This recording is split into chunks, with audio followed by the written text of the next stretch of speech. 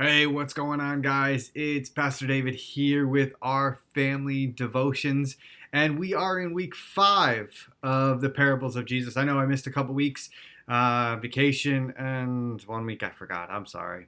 But we are on week 5, and we are going through the parables of Jesus off of our series here at Bethel. Hopefully, you've been following along and been enjoying this time watching these videos with your family, discussing them, talking about them, asking questions, and growing your faith not just for yourself, but with your kids, with your spouse, maybe your mom and dad, maybe your brother and sister, or aunt and uncle, cousins.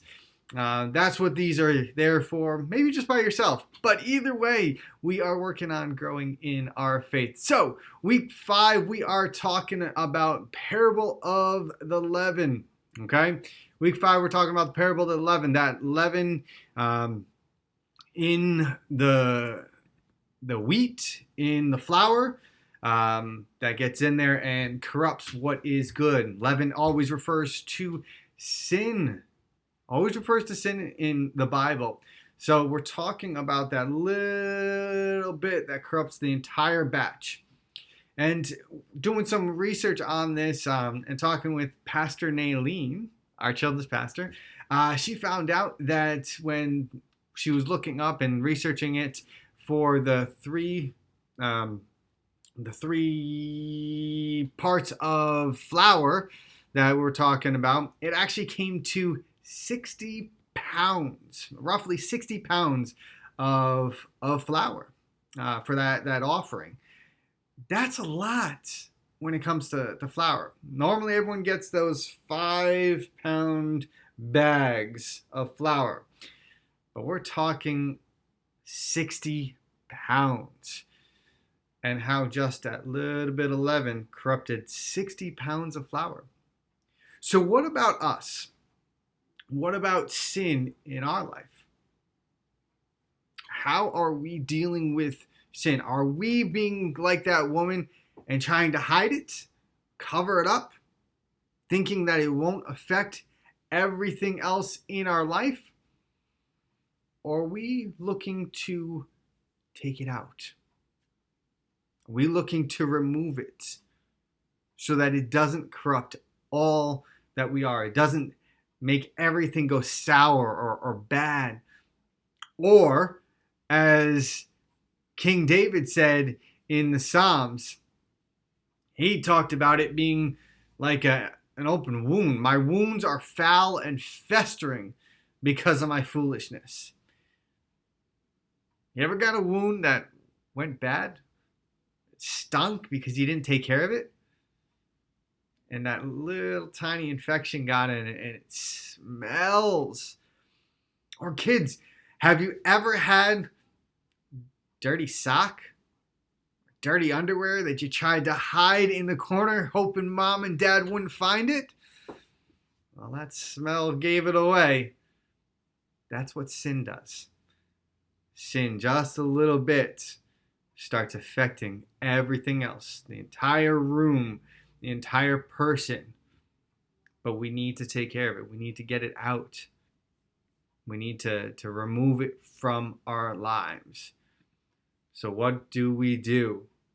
What do we do? Well, I thank God that Jesus came, loved me enough to make a way for me to overcome sin. Not just by our will and our determination to do it, but he did it through his love, him dying on a cross and giving us his Holy Spirit, giving us the Holy Spirit to have the power to overcome sin, to overcome it. David said in Psalms 139, "Search me, know my heart, try me, put me to the test, know my anxieties, and see if there's any wicked way in me, and lead me in the way of everlasting life."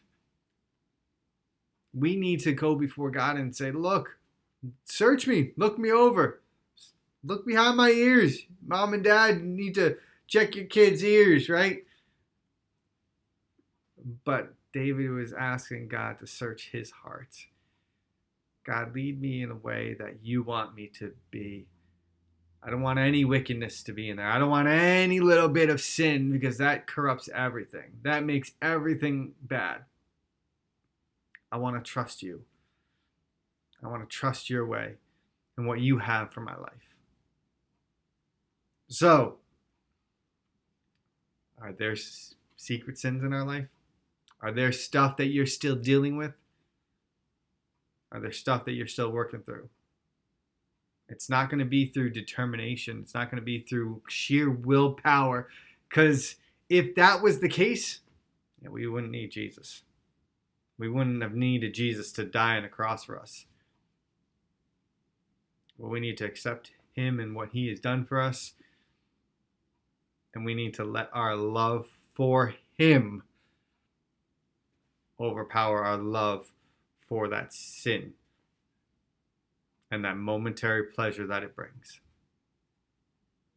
All right, guys, I hope you have a great Thursday night.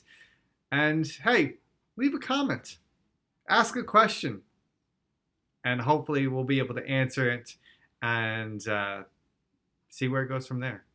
Have a great night, guys. Talk to you later.